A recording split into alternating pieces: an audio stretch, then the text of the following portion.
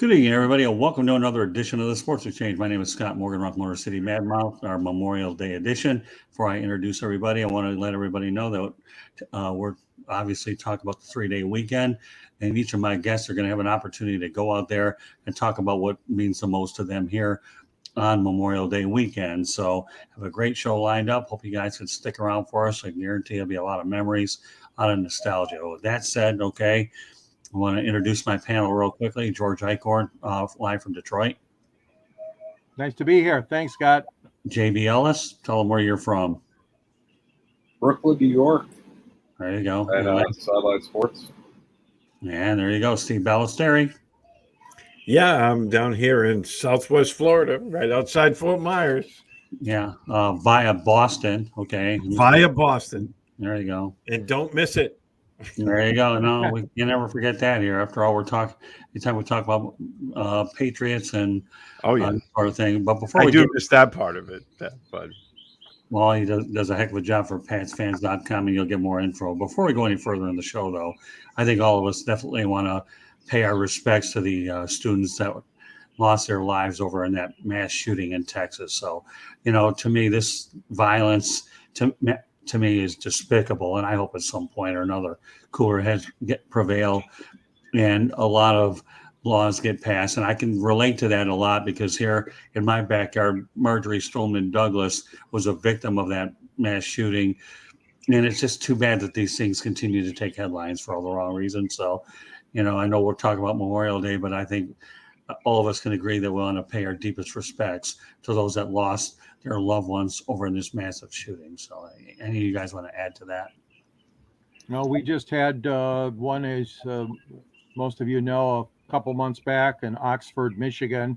4 high school students were killed by a gunfire of a fellow student. And so I agree with you, Scott. I mean, we just got to get a handle on this. We got to make sure that this nonsense stops, and we got to calmer heads have to prevail. It's just sad that we have to go through this constantly, and to think of those innocent lives of those little children, and plus the 2 adults, including one of the teachers that was killed, is just despicable, like you said. And this bloodshed's got to stop. Yeah, Steve, JB, anything you have to say about this whole thing? Well, I just think the media needs to stop telling us all about the person that perpetrated this. I mean, I'm so tired of hearing about it's mental illness. He wasn't that mentally ill that he didn't go with body armor and a weapon. I mean, they tell us about the victims, tell us nothing about the person, because who cares about him, honestly? And, there's a problem in this country, I believe, and I think it stems from there's such a lack for the respect of human life around here. It's like whenever something goes wrong in somebody's life, the first thing they want to do is go kill a bunch of other innocent people, which to me makes absolutely no sense. So, I mean, that's my 2 cents. No, I'm glad you voiced it, Steve. If there's everybody, I don't want to hear about this guy and his problems. That's what I think the media needs to stop giving these people their 15 minutes. I mean, you can say the guy's name, and that's all I care to know about, because as far as I'm concerned, he was a scumbag. I mean, you're going to go kill elementary school students? They're 8, 9 years old. I think it's disgusting. And by the way, we want to thank Fernando Vargas, who is joining us via LinkedIn. So, Fernando, hope you have a great Memorial Day weekend, and thanks for joining us. And JB, give you the last word on that before we talk about Memorial Day weekend and what it means to everybody. But before we go to you, JB, I want to let everybody know that you can find a Sports Exchange on our website, www.southfloridatribune.com. You can find it on our South Florida Tribune YouTube channel. Please go out there and subscribe to that, as well as iHeartRadio, Spreaker, and wherever you get your podcast. So you can find it there. If you're watching on YouTube, we have a lot of the information available. So again, you can find it on YouTube, South Florida Tribune, as well as the website and Spreaker, iHeartRadio, and wherever you get your podcast. So with that said, JB, now they got the promotional stuff out of the way. Tell me your Cliff Notes version of what just took place and how disgusting it really truly is. Listen, I mean, I remember society when you used to be able to go to the supermarket, send your kids to school, be able to take the subway, and not have to worry about, innocent people getting killed. There's definitely a problem. Someone has to step up. Something has to be done because it's unacceptable. It's this. I mean, hearing this one day is too much. We just went through this last week with Buffalo, and before Buffalo, when did we go through it before that? Not that long ago. It's horrible. These are, in this case, it's innocent children and teachers. There's no reason for this ever. And, somewhere along the line, someone has to be man or woman enough to step up and try and figure out a way to solve this problem because it's just pathetic and sad. Well, I know yesterday Steve Kerr, the Golden State Warriors coach, had a lot of choice words for what's going on. And, he had a little bit of a rant, and he was certainly trying to get things off his chest. The only thing I'll say about what Steve did, more power to you, Steve. I'm glad that somebody showed passion and energy. And, he wore his heart on his sleeve, and rightfully so. So, Steve, I'm definitely a fan of yours, what you did before your team's game, because everybody's sick and tired of the rest in peace and all the condolences and all that for something totally unnecessary. So, wanted to kick off the show with that. So now we're going to go to JB Ellis, who's the youngest guy of this whole group. We talk about the baby of a foursome. He definitely is. So I'm not going to get any ages, but we'll start off with the young. Well, I can't say a child, a young adult of the group here. So JB, excuse me. What does this holiday mean to you? And then the second part of the question: does it involve sports?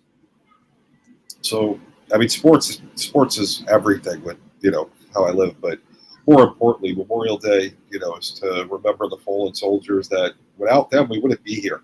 We'd probably be speaking German or Japanese or maybe even Russian at this point. They gave their lives for their country so that we can have the freedoms that we have. And, as much as we all complain about, how at times America doesn't seem to be like what it could be, without them, we wouldn't be here. And then, of course, it's a great opportunity to hang out with family and friends because you get the extra day off, and there's always playoff basketball and baseball. So if sports is always involved, they've learned how to capitalize on our free time. Anything else that you want to say about Memorial Day matters to you? What are some of your favorite memories that you've done over Memorial Day weekend? Probably a bunch of Knicks playoff games back in the day when they against Chicago. Go to a Yankee game and then listening to the Knicks game on the radio on my way back.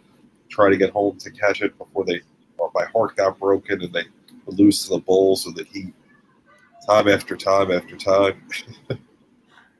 Well, let me tell you what. I remember when the Knicks were taking on the Pacers too, and there was a really nastiness going on over there too. Reggie Miller, if I remember right, didn't he give the choke sign? And there was no. Wasn't it John Starks he gave it to? Yeah, right. So a little bit of. I think what was so interesting about Indiana against New York is you're talking about two totally different areas. The Big Apple has its reputation, and then of course Indiana per se, you're talking about basketball haven out there. So Midwest versus hard Northeast. I don't know any other way you can compare New York and Indiana except that. Not at all, yeah. No.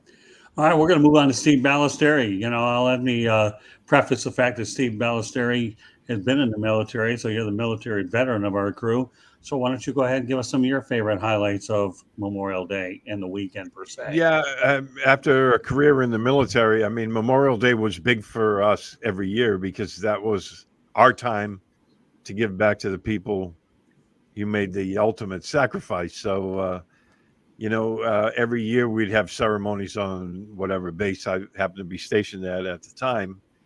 And, we'd usually have a parade of some sort in there. And that carried over.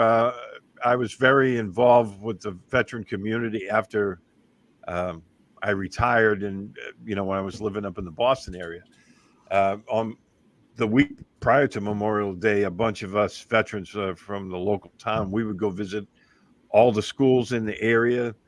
The schools would put on, their Memorial Day ceremonies in the school, and then they would give us a chance to talk with the students. And it was great for us and them because we had guys from World War II, Korea, Vietnam, into the modern day. So the kids all got a great perspective. And the last couple of years I was up there it was a really good thing. They would pair a couple of veterans up, and we would go in different classrooms, and it was a question and answer period for the kids, and they would ask you about your own experiences, and some of the questions were hilarious. This one kid he was looked like, I'll never forget him. The old jokes about little Johnny Jones in school. Mm-hmm. I could tell this was little Johnny Jones, and so he was at the back, and the teacher didn't want to call on him because I guess he already had the reputation. And finally she did, and he was like, I got a question for him. He was pointing at me, and he said, "You were a Green Beret?" And I said, "Yeah." He's like, "What was the grossest thing you ever ate?" And I was like, "Man, I've eaten some pretty gross stuff," but and the kids all got a kick out of it. But no, it was Memorial Day, and then we would visit the schools. We would have our own ceremonies all through town in the different cemeteries, and it was our chance to give back for those who didn't make it home. So it's always been a personal thing for me. Growing up, my father and all my uncles were all in the military, and then having a military career for me, I mean, Memorial Day, it was taken up with parades and ceremonies and visiting cemeteries. So it didn't really involve much sports for me. But, at the same time, you get home and, something is usually on the Red Sox or like the Celtics in the playoffs, or sometimes the Bruins in the playoffs. And when you get home and you kick back and you're watching the ball game, and again, like JB said, I'd like to reiterate that a lot of people complain a lot that we haven't reached our potential, but I've been to 42 different countries, and I'm here to tell you we're the best, most imperfect union there has ever been. We're still a work in progress, but there's no place I'd rather be. So Steve, tell the audience exactly what branch of military that you served in. Yeah, I was Army Special Forces. I started as an NCO, became an officer later. I in the 7th Special Forces Group, and I served for 17 years before injuries resulted in me being put out before my 20. But I loved it. Being a Green Beret was, the ultimate for me. I got to travel all over the world, and, we worked in tons of different places, met great people, and I loved every minute of it. I wouldn't trade a minute of it for anything. And, we lost people along the way. In that kind of work, you always do. And unfortunately, the wars never seem to stop. We always have another one. And I feel for the guys that are out there now because they've been doing it for 20 straight years. Yeah. So tell me what it was like to actually serve in the military during Memorial Day, knowing that the significance, Steve, of the holiday itself, but yet you're still in the military, knowing that you can only hope and pray that you're not one of those individuals, and that you're able to walk out on your own power, so to speak. Yeah, I mean, that's interesting because we had a great deal of respect for those who made the ultimate sacrifice, but no one wanted to be listed in one of those names, obviously. The funny thing was we loved going to the ceremonies, going to the cemeteries and all that. But I think by and large, we hated the parades. I hated marching in a parade. But being in the military during Memorial Day is a moving experience, because there's so much history there, and there's so much respect there because all of us know, what all that entails, and it's about the guys who didn't come home and forever young, as they always say. Uh, but yeah, I think there was a great deal of respect there, and the history that's involved with it all the way back is it started right after I believe it was right after the Civil War. So, and unfortunately, like I said, the wars never stop, and we might get involved in another one real soon. So, but we always have people standing ready to serve our country, protect our way of life, and we have a total volunteer force. I mean, nobody is drafting anybody anymore, unlike what you're seeing over with the Russians and the Ukrainians. And I feel for the Ukrainian people. They've been invaded by Russia throughout history more times than you could count, and now they're fighting for their existence again, and it's just horrible over there, as you can imagine. Well, we know you being from the Boston area, it's safe to say the Celtics and the Bruins kept you busy over Memorial Day weekend. Yeah. The fact that Well, it's always good if if the Bruins are still playing at this time of year. It's usually a good sign. Right. And we all know that the Celtics, to me, are always playing at this time. And I have to say, whether it's a popular opinion or not, I actually do hope that they win the NBA championship. A lot of people would like to see them overtake the Lakers 18-17, but that's a subjective opinion. I got it out there. And you talk about wars out there. And I'm not one to get too political here, but I've had family members that have served in Vietnam. And I'm going to tell you, you want to talk about the most underappreciated war heroes out there. And again, perhaps subjective on my part, the folks in Vietnam do not get the proper recognition that they deserve. Agent Orange to me is a swear word, but I've had family members, and I'm not going to turn this into a political show. It's more about honoring the veterans. But when we talk about the topic of wars, I think the people in Vietnam should definitely get their respect and not their disrespect. So, and you mentioned that the guys who all trained me when I became a Green Beret, the guys who trained me were all the Vietnam vets, and we looked up to them guys as I thought those guys were like giants, in our line of work, and they were incredible, and they never got to do that. They were so richly deserved for fighting in a thankless war over there that we really weren't allowed to win. And again, I don't want to get too political, but right, it was really tough on them. And then to come home and the country was so frustrated by it, they took it out on the soldiers who came home. And it's just sad. Yeah. All right. Well, you know what? We'll go from Steve Balestrieri to George Eichorn. George, I guess the only thing I can ask you is what stands out. I know that we've done things together, but we'll talk about individualize it to George Eichorn, and then I'll wrap it up with what I've got, and we'll see if there's any closing thoughts. Oh, thank you, Scott. And thank you, Steve, for serving our country. Thank you. My Memorial Day always starts on the day before, Sunday.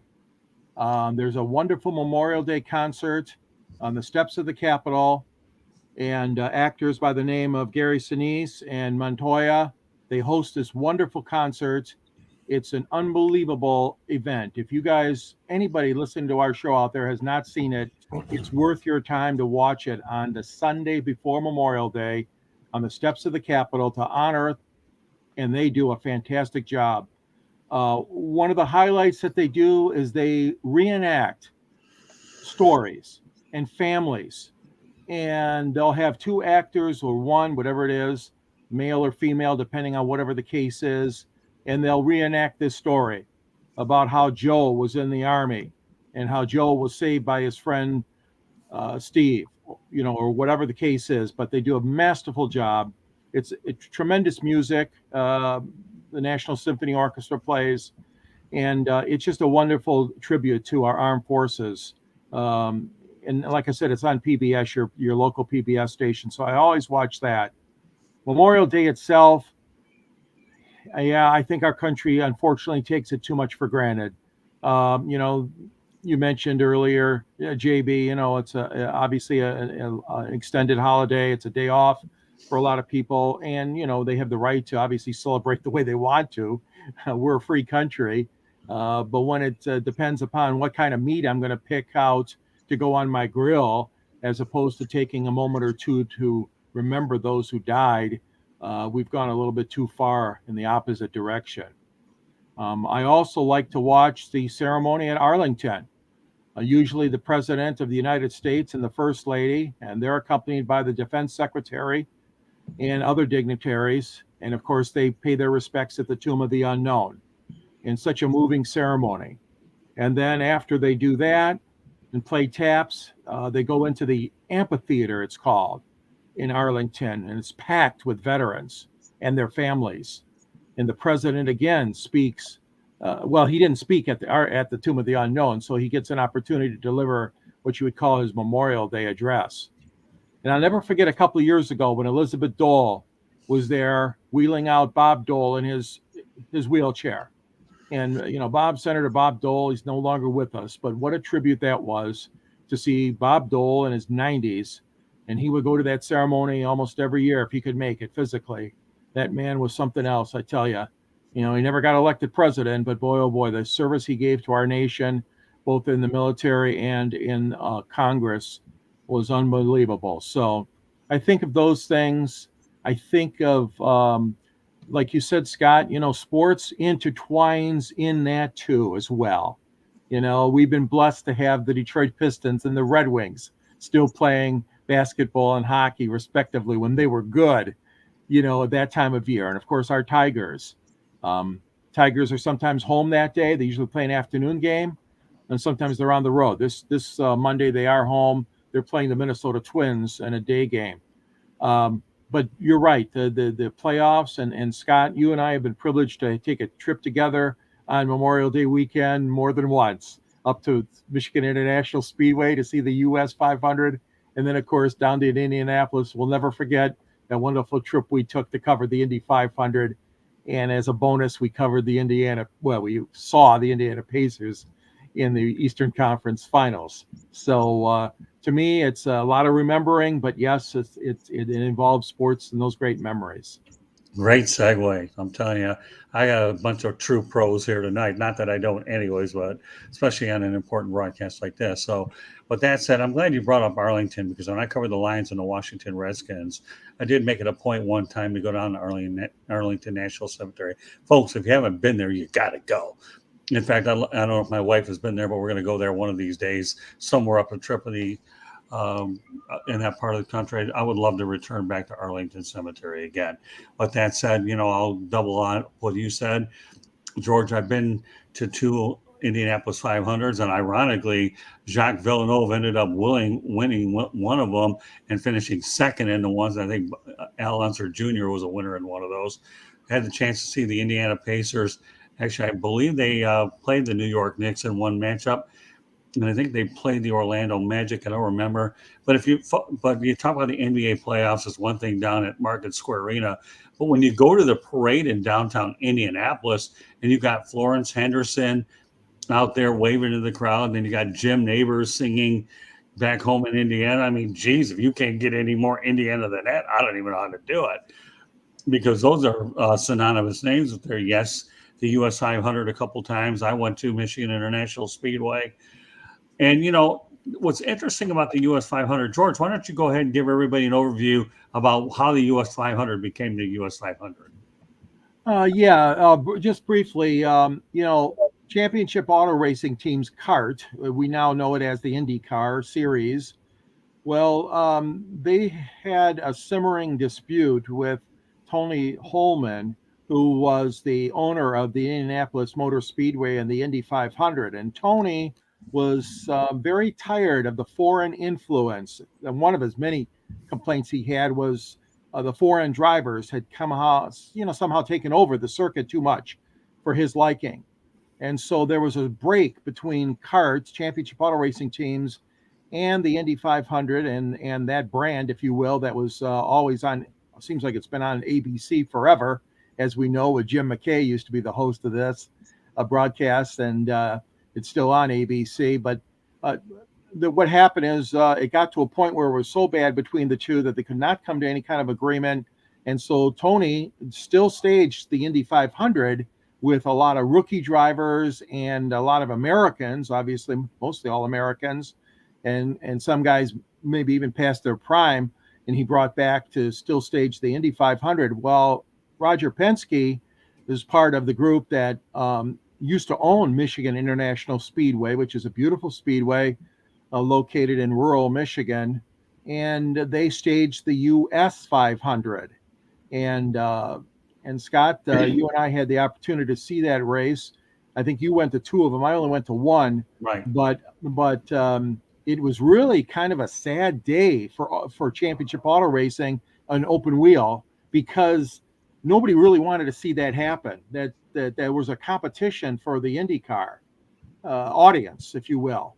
And I know they could not fill the stands at Michigan International Speedway. They had a good crowd, but they could not compare to the crowds that packed 200,000-300,000, I guess, including the infield at Indianapolis. Right. So that's kind of a little bit of the background on it. There was a competition going on, and they staged two races for a couple of years. Yeah, nobody outdraws Indianapolis. It's a tradition, no matter who the heck is racing in it. But, for those of you that haven't been to Michigan International Speedway, nestled out in the Irish Hills, it's an unbelievable place out there.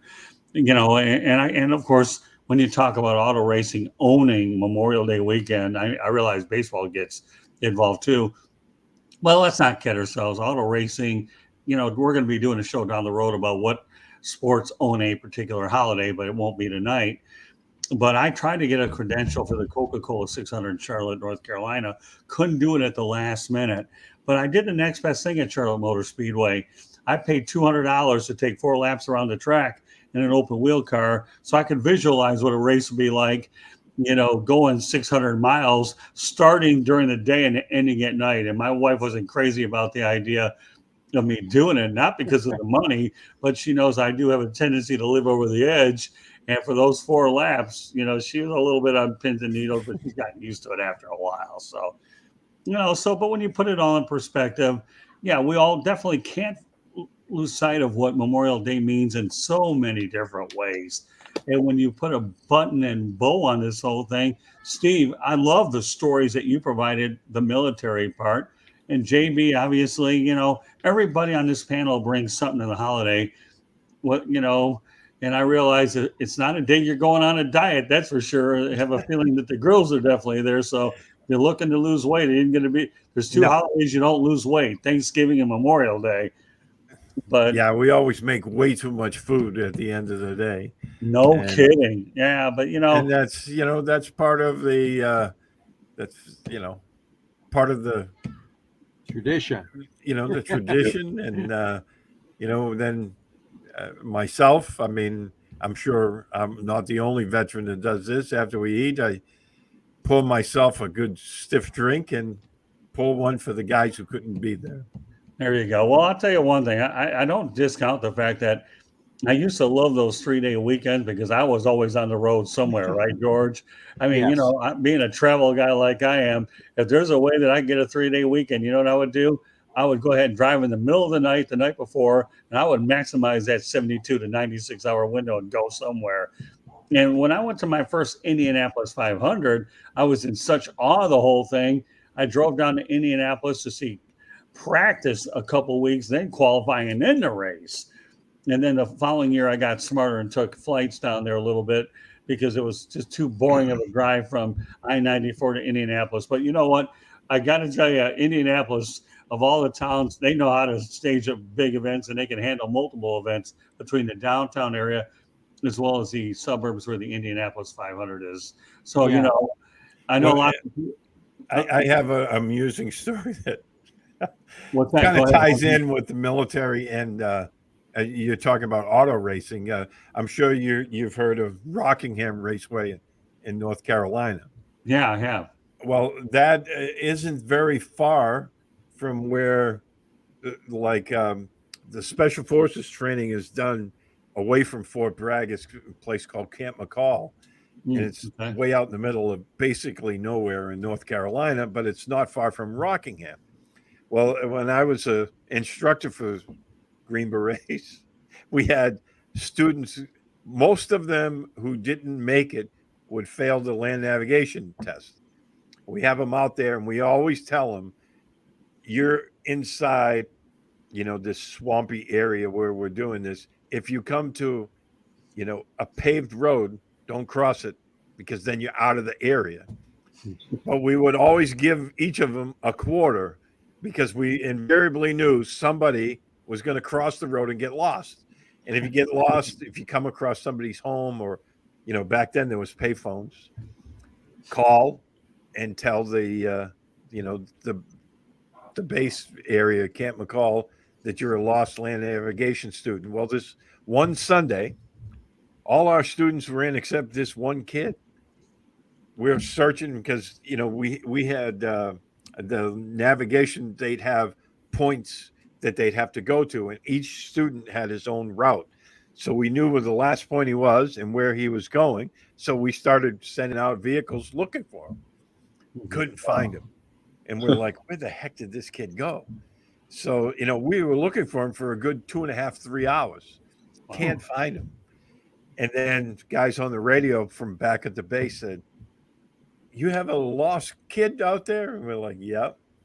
Well, he doesn't know where he's at, but he said he's in a big, big parking lot, and it's filled with people drinking beer, and he has no idea where he is. And I was like, I know where he is. He walked 12 miles off the base into Rockingham racetrack, and he's at the racetrack. So we told the guy, tell him on the phone to just stay right where he's at. We'll go get him. And when we got there, the kid was half baked because the people at the, partying after the race were feeding him beers, right? It's a great story. We pull up. Story. Here's this kid. He's like 12 miles off the beaten path. Wow. And we're like, get in the truck. And then he's all like staggering. We're like, are you drunk? And he's like, oh, I had a couple of beers with these people. So needless to say, he didn't make it. Yeah. Great. He did what we used to call the duffel bag drag back to Fort Bragg, and with the long face. But yeah, he ended up at Rockingham racetrack. Great story. Here we are talking about Indianapolis, Michigan International Speedway, and Steve Balestrieri reached out to my partner in crime here to come up with Rockingham. I don't know if I can top that act. And you know what, Steve, I'm not even going to try. So there you go, folks. A Rockingham reference from Steve Balestrieri. I've actually been out to Fort Bragg out there. I've been out, and it's a pretty neat place out there. It's not huge. that you can see a whole lot. It's a military base, but you can certainly appreciate what everybody's going through. So you know what? I'm not even going to try to top that act. So you know what? I've had it. So all right. So what I'm going to do is go around the horn here, let everybody have summarize any final stories, and then we'll let everybody introduce themselves, how they get a hold of it, and then we'll call it a night. So all right, George, we'll lead off with you. Go ahead. Well, again, I want to thank all of our servicemen and women that paid the ultimate sacrifice. I mean, that's what this holiday weekend is all about. We've lost way too many, and well, we're not the only country that can say that. We've, been in so many wars, and we continue to have all volunteer servicemen and women. It's amazing that this country continues to defend itself with such great men and women. So hats off to all of those that are still serving now. And of course, to all those that we lost. My dad was in the military. Many of my uncles were in the military. I was not, but I have the utmost respect. And thank all of them. All of them have gone on to the biggest sacrifice that anybody could ever make. So I salute you all. Thank you. JB? Can't thank them enough. I have many family members in the military. My dad, luckily, thank God they all came back. My friend's uncle, I heard stories of him in World War II. And it's a shame to see that, but without, everybody's commitment and service, we wouldn't be here. I can't be anything but thankful for them. Steve, I appreciate everything you did. I'm sure you had a lot of sacrifices to do what you did. I know we definitely appreciate it, and it's great to see. And like you said, it's all voluntary at this point, which is amazing to think when we've been in wars pretty consistently over the last couple of decades, that it's still just all voluntary. Steve? Yeah, it's amazing because, you think back to 9/11 and so many people rushed to join the military after 9/11. And all of those people that joined right after that are now have served long enough to retire from the military after 20 years. That's amazing how that time has gone by. But, if you don't mind me making a little plug for a couple of foundations that I give to all the time, there's a Special Operations Warrior Foundation. And what they do is members of the special operations community that lose their lives in the line of duty. They help out the families. They provide college scholarships for the children of guys who, pay the ultimate sacrifice, and women as well. But and the Green Beret Foundation, which I give to all the time, and they help wounded warriors. They help families of guys who were killed in action, and just two great organizations. And if anyone would like to give to any of those, I definitely suggest you look them up. They're very worthy, and they help out not just the warriors themselves, but the families, because those are the forgotten ones. When the guy makes the ultimate sacrifice, after it's all said and done, his wife and kids still have to, or her husband and kids have to, get on with their lives. And it's very, very difficult for them. And they're the unsung heroes in all this. Well, for that matter, I'll double up on you. Okay, if anybody wants to give to those respective foundations, go contact us at southfloridatribune@gmail.com, and I will forward the information to you, Stephen, and you have no problem with there. I want to mention a few people. My dad served in the military over at Fort Sill, Oklahoma. My uncle Bob actually did serve in Vietnam, and another close friend, father figure, Jerry Weinberg, was also a member of the military as well. But how do I have a show like this without mentioning Pat Tillman, the former Arizona Cardinal that gave up everything after 9/11 to serve our country, only to be killed in a line of friendly fire? So I'm going to mention that we wish there were a lot more Pat Tillmans out there who gave up a very lucrative NFL career to serve in the military. And I don't want to go out there and downplay what other military people have done, but think about the sacrifice not only did he make financially, but for the country as well. So I feel necessary to bring that up, and I'm glad that we were able to have a Pat Tillman. From what I hear, there's a statue outside of the Cardinals building as well. I haven't seen it, but I have been outside of that as well. So, what can I say, guys? We've been able to really talk about something that we're all passionate about, that we feel. And yeah, I do want to thank all the veterans out there that have given everything that they can to make sure that we live in the freedom and the democracy that we live in. And we can't say that we love you enough and are more thankful to everything you've done. And, I'm thankful for you guys for joining me on this Memorial Day edition of the Sports Exchange. So what I'm going to do, Steve, I'm going to let everybody know how they can get a hold of you. Yeah, I'm on Twitter at Steve B 7SFG, right underneath my name. That's my old military unit, the 7th Special Forces Group. I write for PatsFans.com. I also am a national security columnist for 1945.com. And that keeps me busy, but I'm on LinkedIn, Instagram, Facebook, all under Steve Balestrieri. You can always find me on there. Not only that, we get to find you a lot on this network because you're a regular. That's it. We're just wrestling. I'm part of the South Florida Tribune family. Well, you are. I got news for you. We got a lot of stuff lined up. We're just trying to make sure you feel a little bit better. But your workload will be up there when it comes to football, as well as some other projects that we have lined up. All right, JB Ellis, go ahead. JB_ the program on Twitter. Sideline Sports on Tuesday night, 8:30 p.m. Confidential, 11 o'clock Tuesday nights, all on the Sideline Sports Network, or you can watch it right on my Twitter, JB_ the program. That's about it. George Eichorn. Yes, here in the Metro Detroit area, you can reach me at Twitter, SNG Sports 99. Also, I'm writer for the Detroit Monitor newspaper and guest on Fire Up Michigan with Scott Morganroth. And I'm the author of a book about Detroit sports broadcasters that came out several years ago, and you can get a copy of that There's a link on the South Florida Tribune website. And Scott, you're featured in that book.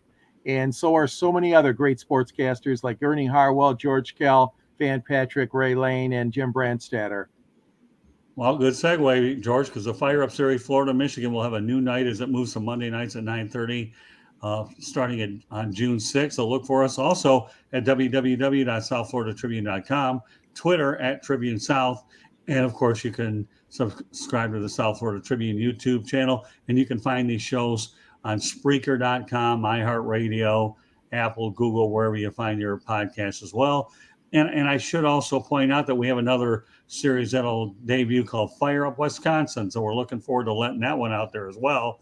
So we have a lot of good things that are definitely lined up as well. And, I do want to give one last shout out before we call it a night. I want to thank Candy Ebling, who does a remarkable job with the website. She does a magnificent job doing the website, putting it all together. And more importantly, she does an outstanding job to make sure all these shows are put up there properly. And without Candy Ebling, we couldn't get this production done. And by the way, a little sneak preview there, Candy Ebling is going to be one of the primary hosts on Fire Up Wisconsin. So, you know what? Candy may be in the background today, but she's going to be in the background a whole lot longer.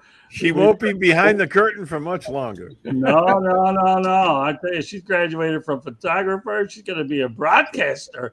And I think everybody out in Wisconsin will be better of it. But meanwhile, we want to thank everybody for joining us on this edition of the Sports Exchange, our special Memorial Day edition. And again, if you want to reach us, also southfloridatribune@gmail.com. Mentioned it to you earlier. And I also want to encourage you to subscribe to the South Florida Tribune YouTube channel so you don't miss any of our dynamic, outstanding, I guess I'm a little bit modest and biased towards our own operation, but we work very hard to make it as good as we can.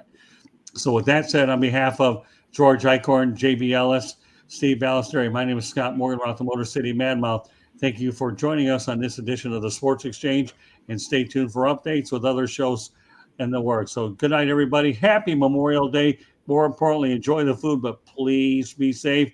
And once again, veterans, we love you very much, and thank you for the freedom that we have out there. And once again, on closing note, I want to pass along our condolences for those victims that were fatally injured in that unfortunate shooting. Good night, everybody. God bless. Good night.